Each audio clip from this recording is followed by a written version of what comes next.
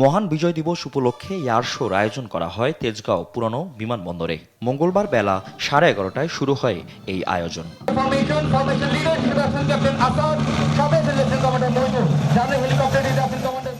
অনুষ্ঠানে সশস্ত্র বাহিনীর উদ্যোগে আয়োজন করা হয় এক ব্যতিক্রমী এয়ার শো।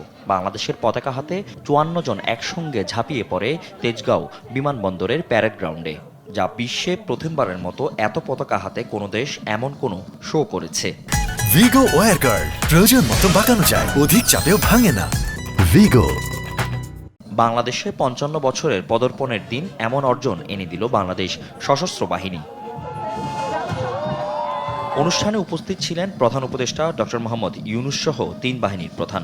সেনাবাহিনী, বিমান বাহিনী ও নৌবাহিনীর সমন্বয়ে মনোমুগ্ধকর এয়ার শো আয়োজনটি উপভোগ করে দর্শনার্থীরা।